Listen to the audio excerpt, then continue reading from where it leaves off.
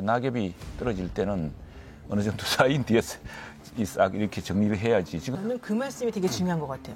네. 말씀하신 게 낙엽이 쌓일 정도로 뭔가가 많았다는 거예요. 이게 많기 때문에 노 변호사님 말을 이길 수가 없습니다. 이거를 치워야 되는데 치울 게 한두 가지가 아닌 거예요. 그런 식으로 기준을 따지면 어느 누구도 자유롭지 않을 것이고 아마 청문회 때 거기에 대한 입장을 밝히지 않을까 이렇게 생각을 합니다. 그전에 왜 안 밝히시고 두 분이 막 계속 밝히시는 거예요?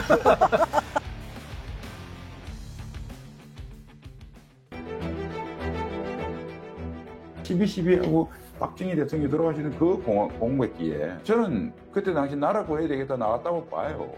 5.16 같은 게 정치법적으로는 구태타인데 사회, 경제, 철학적으로는 혁명이거든요. 그렇죠. 이렇게 인쇄 청문회를 하면 어떻게 되냐면 보좌진들이 유튜브를 다 뒤져보면서 일일이 그걸 다 듣고 있거든요. 그러니까 그때 낙엽 치우면 되는데 계속 쌓으니까 더 쌓여야겠다라고 하는데 홍범도 장관 이슈를 국회에서 먼저 제기한 사람이 신 후보거든요. 이런 대립에서 국민들은 기본적으로 이런 역사 이념 논쟁이 다시 나오는 것 자체에 대해서 불편함이 있으시거든요. 그런데 오히려 이런 것들을 증폭시킬 수 있는 인사 그리고 정치적인 발언으로 특정 세력에 대해서만 우호적이고 또 진보 진영에 대해서는 완전히 아주 폄훼하는 이런 발언을 한 분을 국방부 장관으로 한다? 이거는 민심을 이해하지 못하는 데다가 야당과 싸우자라는 의도로밖에 보이지 않아서 그건 잠깐만 제가 덧붙이면 그것은 대한민국 헌법재판소와 대법원이 판결이 있고 역대 정부의 입장이 분명히 있고 사실은 우리 당에서도 12.12 5.18을 집권했던 전두환 노태우 대통령에 대해서는 우리 당의 적통의 대통령으로 인정하고 있지 않고 있습니다. 그래서 이제 그거는 됐는데 당사자도 잊고 있던 이런 발언들이 어디서 경우와 시간과 뭐가 다른 맥락들이 잘못되면서 나오니까 이제 이것들을 조금 왜 그런 말 있지 않습니까? 낙엽이 떨어질 때는 어느 정도 쌓인 뒤에서 싹 이렇게 정리를 해야지. 지금 하나씩 하다 보면 끝없이 이어지니까. 저는 그 말씀이 되게 중요한 것 같아요. 낙엽이 한두 개가 쌓였으면 그냥 치우면 되거든요. 그러니까 말씀하신 게 낙엽이 쌓일 정도로 뭔가가 많았다는 거예요. 이게 많기 때문에 노 변호사님 말을 이길 수가 없습니다. 이거를 치워야 되는데 치울 게 한두 가지가 아닌 거예요. 어떤 한 가지 표현, 과거에 그 사람이 했던 이 표현 정말 잘못된 것이다. 저도 인정을 합니다.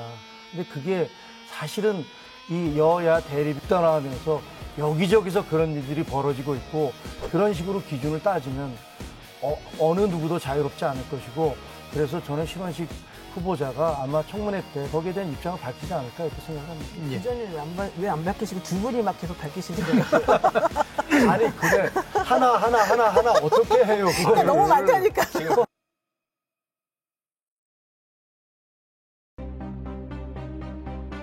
윤석열 대통령께서 여성가족부는 해체하겠다라는 것이 대선 공약이었기 때문에 아주 드라마틱하게 엑시트하겠습니다. 드라마틱하게 엑시트하겠다 그래서 보니까 발음이 좋으신 것 같아요. 그래서 발음은 참 좋으신 것 같고 이분의 전문성 제가 여가위라서 봤는데 과거에 이제 청와대에 있다가 이제 공공기관에 보내준 거죠. 청와대 나와서 이제 거기 가라 해서 계셨는데 당시 업적을 못 찾고 있어요. 제 걱정은 이 전문성이 과연 뭐가 있냐. 이분이 왜 갑자기 여성가족부하고 전혀 관련 없는 일을 계속했는데 그래서 사람들이 뭔가 다른 이유가 있는 게 아니냐라고 하면서 이제 여당 이제 소속 패널이 먼저 얘기해갖고 김건희 여사하고의 관련성이 의혹이 이제 제기가 된 거죠. 그래서 찾아보니까 이제 2013년도에 이 코바나 콘텐츠하고 위키트리가 공동으로 주관하고 주최한 겁니다. 다른 데서 주관한 게 아니고 거기에 두 분이 있고 2015년에도 있어요.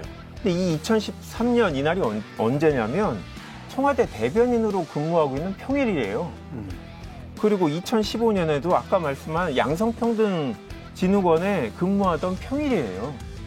공무원이 직접 참여할 정도로 되게 중요하게 생각해서 방문을 한 건데 멀리 있어서 몰랐다라고 얘기를 하시겠죠. 그런데 이렇게 사진까지 있는데 과연 그렇게 적극적으로 본인이 김건희 여사하고 관계가 없다라고 주장하는 게 거짓말인 게 여러 가지가 드러나고 있었습니다. 근데 제가 하나만 말씀드릴게요. 코바나 콘텐츠의 무슨 로스코전인가 저기에요.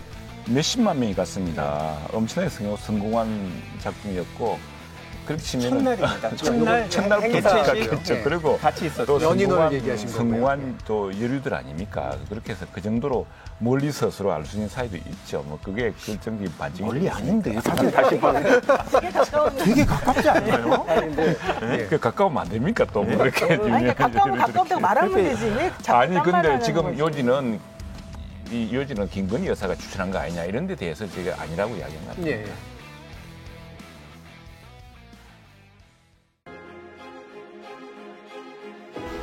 후보자님 그 재임 시절에 문학의 블랙리스트 의혹이 있었는데요.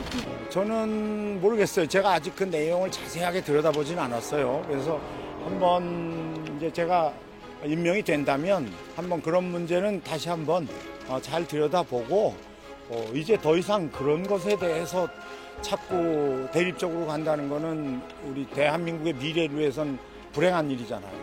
아니 저는 개인적으로 유인천 장관이 그 블랙리스트 계속 얘기하시잖아요. 네. 그런데 정권이 바뀐 다음에 문재인 정부에서 적폐 수사를 한다면서 200여 명이 구속이 됐습니다. 그럼 그때 왜 유인천 장관이 정말 블랙리스트의 책임자라면 왜 가만 놔뒀죠? 문재인 정권 때 200명 구속됐다 그러는데 그 구속을 누가 어떤 과정으로 시켰는지 다시 한번 생각해 보면 좋겠고요. 저는 이제 이 질문은 이거 같아요. 왜 자꾸 MB 때 사람들이 자꾸 다시 돌아오느냐. 저는 제가 그냥 정치는 잘 모르니까 현실적으로 이 상황에서 쓸 수 있는 인사는 이명박 정부 때 분들이 아닐까. 이제 아까 우리 노 변호사님 말씀하셨는데 사실은 지금 우리 대통령이 이제 과거에 검사 시절에 국정원 댓글 뭐 이런 사건을 수사를 했습니다. 그래서 이제 그 많은 이야기들이 나오는데 뭐 블랙리스트도 그 당시에 이제 나와요. 그런데 지금까지 나타나는 거 보면 근데 블랙리스트 백스라는 게 있습니다. 백스라는 게 있는데 그게 한번 찾아봤어요. 찾아봤더니 제가 나오는 게 뭐냐면 그 2권에 이런 게 나오더라고요. 2권 97페이지에 이명박 정부의 국정원 블랙리스트는 문체부가 거의 관여하지 않은 국정원 원트럭으로 가동되었다라는 이런 명문이 있습니다. 그래서 이게 이제 막 우리가 막 던져서 유인천 당신도 그렇지 않냐 이렇게 이야기하는데 실제로 그게 그렇지 않았다는 것이 백서의 주체는 누구죠? 저는 그 당시 이제 국정원장 원세인 장관이 이제 문제가 됐던 시기가 유인촌 전 장관의 재임 기간이죠. 네. 유인촌 장관이 직접 했다라는 거는 뭐 확인된 건 없는 것 같아요. 그런데 장관이 그렇게 언론계 아니 방송계 82명 문화예술계 이런 분들이 블랙리스트가 돼서 실제로 방송에서 낙마하고 이런 것들을 봤는데 전혀 그 분위기 자체를 모르고 있었다는 것 자체가 이해가 안 돼요.